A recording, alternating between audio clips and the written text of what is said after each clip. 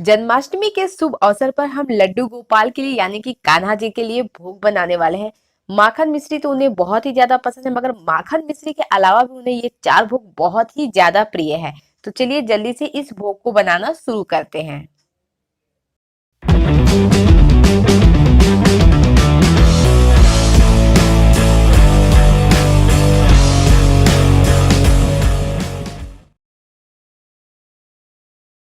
सबसे पहले हम बनाएंगे मेवा पाक, और मेवा पाक बनाने के लिए कढ़ाई मैंने यहाँ पर रख दी है। इसमें हम देसी गाय का घी डालेंगे। घी मेल्ट होते ही हम इसमें काजू डाल देंगे और उतना ही हम आलमंड डालेंगे और दोनों को भून लेंगे लो फ्लेम करके। तो यहाँ पर इसका कलर हल्का सा चेंज हो गया, बस हमें इसे इतना ही भूनना है। इसे हम एक अलग से बर्तन में निकाल लेते हैं।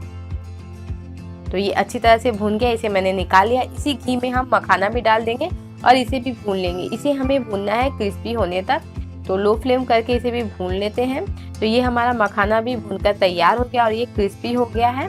तो मैं आपको दिखाती हूँ किस तरह से। ये देखिए, एक इस तरह से अगर हम तोड़ेंगे तो ये इस तरह से टूट जा रहा है, इसका मतलब ये क्रिस्पी हो गया, भूनकर तैयार हो गया है। अब इसे भी एक अलग से बर्तन में हम निकाल लेंगे।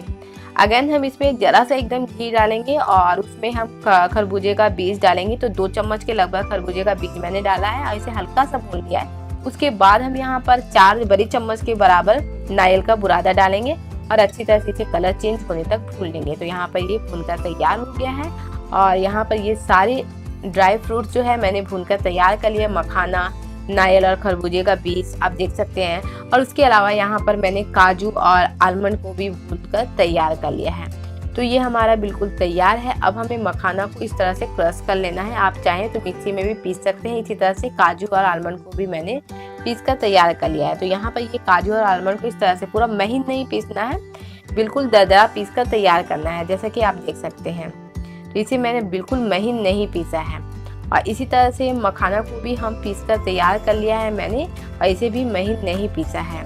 तो आप चाहें खलबट्टे में या मिक्सी में इसे पीस सकते हैं। और यहाँ पर कढ़ाई मैंने रख दी है चाशनी बनाने के लिए। तो 1 कप चीनी और आधा कप पानी डालेंगे और फ्लेम को हम हाई कर देंगे। और जब इसमें एक बार उबाल आ जाएगा, यानी जब तक कि चीनी जो है वो घुल जाएगी, तब तक हम इसे हाई फ्लेम पर रखेंगे और बीच बीच में चलाते जाएंगे। तो यहाँ पर चीनी जो है पूरी तरह से मेल्ट हो गई है। फ्लेम को लो करके हम इसे और थोड़ी देर पकाएंगे।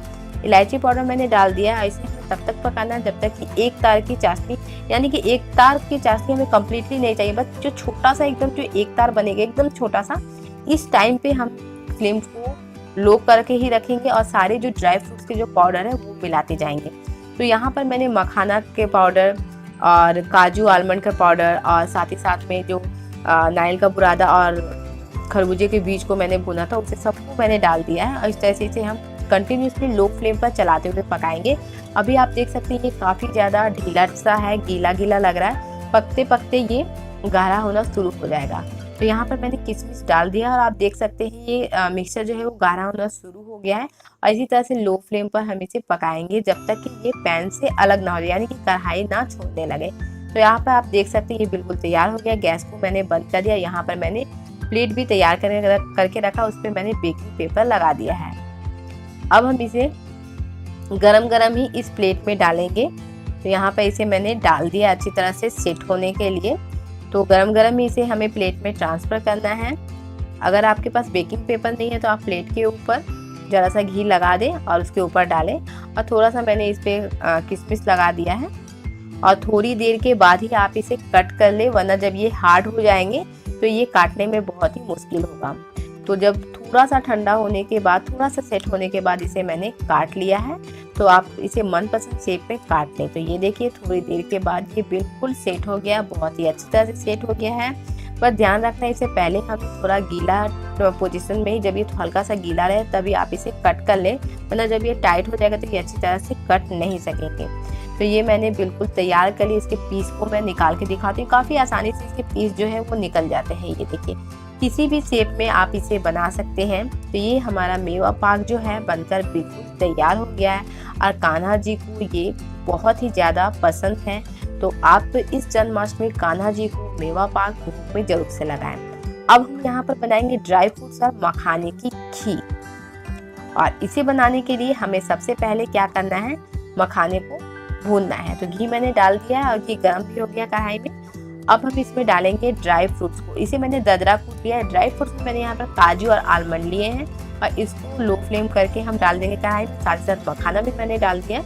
अब लो फ्लेम करके हम इसे थोड़ी देर तक बस भूनेंगे, जब तक कि इसका एकदम हल्का सा कलर चेंज ना हो जाए। मखाने को बहुत ही क्रिस्पी करने की ज़रूरत नहीं है। तो यहाँ पर आप देख सकते हैं ये भूनकर तैयार हो गई है। तो फ्लेम को मैंने लो करके ही रखा है। ये हमारा बिल्कुल तैयार हो गया है भूनकर। अब हम इसे निकाल लेंगे। तो गैस को मैंने यहाँ पर बंद कर दिया, इसे साइड में रख दिया और दूध मैंने रख दिया है। और दूध को अब हम उबालेंगे, फ्लेम को हाई कर देंगे। तो यहाँ पर आप देख सकते हैं दूध में उबाल आ गया है। अब हम फ्लेम को लो कर देंगे। तो यहाँ पर मैंने उबले हुए दूध का इस्तेमाल किया, इसलिए मैं इसे बहुत ज़्यादा नहीं उबालूंगी। अगर आप कच्चे दूध का इस्तेमाल करते हैं तो इसे उबाल कर आप आधा कर लीजिए। अब हम इसमें फ्लेम को लो करके जो भुने हुए जो ड्राई फ्रूट्स है ना, मखाने, काजू, आलमंड, उसको हम डाल देंगे इसमें। और अब हमें कुछ भी नहीं करना, बस लो फ्लेम करके इसे इसी में पकाना है जब तक कि ये गाढ़ा ना हो जाए और मखाने जो है पूरी तरह से गल ना जाए, पूरी तरह से मतलब बहुत ही अच्छी तरह से सॉफ्ट ना हो जाए। बस अब हमें इसे इसी तरह से पकने देना है। फ्लेम को लो कर देंगे और बीच बीच में हम इसे चलाते रहेंगे।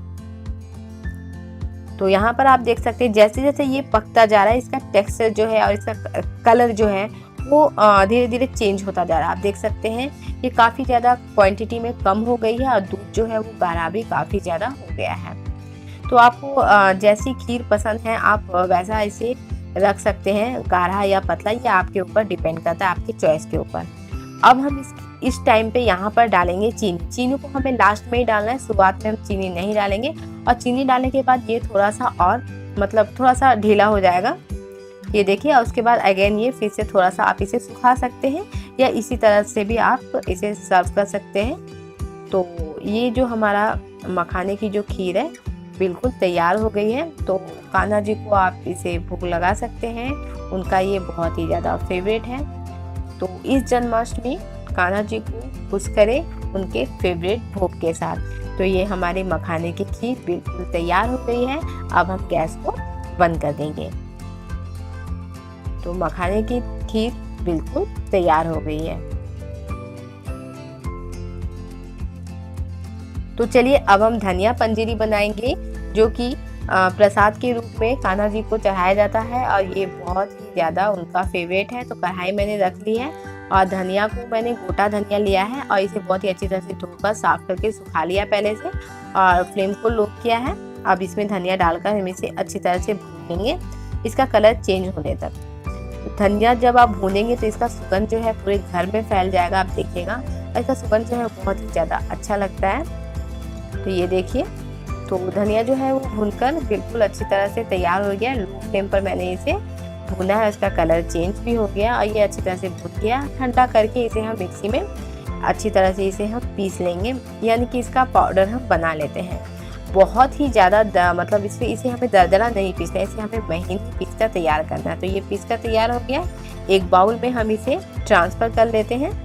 तो ये जो धनिया पंजीरी की जो प्रसाद है ये बहुत ही इसे बनाना आसान है और हर पूजा में इसका इस्तेमाल किया जाता है प्रसाद के रूप में। और जन्माष्टमी के अवसर में तो इसका भोग जरूर से लगाया जाता है कान्हा जी को। तो यहाँ पर मैंने गाय का घी एकदम जरा सा डाल दिया है। इसे क्या करेंगे, बस कुछ करना नहीं है, अच्छी तरह से इसे हम मिक्स कर देंगे। तो इस तरह से हम इसे मिक्स कर देते हैं। तो ये अच्छी तरह से मैंने धनिया में घी को मिक्स कर दिया है।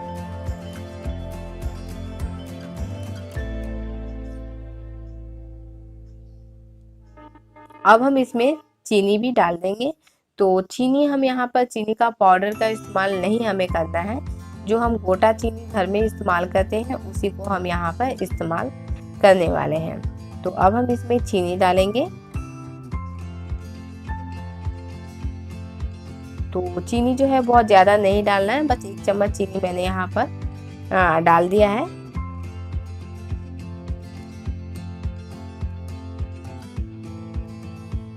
और यहाँ पर मैंने ये काजू थोड़े से काट लिए, किशमिश काट लिए, इसे भी हम डाल देंगे। अगर आपको काजू किशमिश नहीं डालना है तो आप बिल्कुल ना डालें। इस तरह से भी आप प्रसाद केवल धनिया, घी और चीनी से मिक्स करके इसे बना सकते हैं। तो ये देखिए, ये हमारी धनिया की जो पंजीरी है जो कि प्रसाद के रूप में चढ़ाया जाता है, ये बिल्कुल तैयार हो गई है। तो ये लीजिए, ये प्रसाद भी बनकर बिल्कुल तैयार हो गई है और इसे बनाना बहुत ही ज़्यादा आसान है। तो अब हम बनाएंगे पंचामृत, जो कि कान्हा जी को भोग में जरूर से लगाया जाता है। तो इसे बनाने के लिए यहाँ पर 4 चम्मच दही हम ले लेंगे। तो एक बाउल में हम 4 चम्मच दही ले लेते हैं।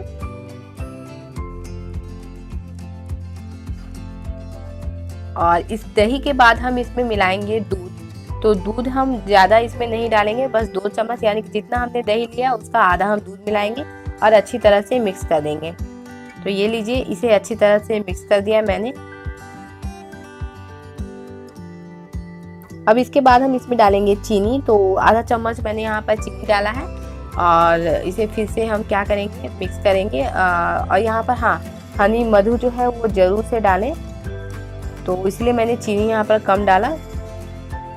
तो आधा चम्मच यहाँ पर हम मधु यानी कि हनी भी डाल देंगे। तो पंचामृत में हम 5 चीज़ों का इस्तेमाल करके इसे बनाएंगे। अच्छी तरह से हम मिक्स कर लेते हैं। तो यहाँ पर मैंने दूध, दही, चीनी और मधु का इस्तेमाल कर लिया है।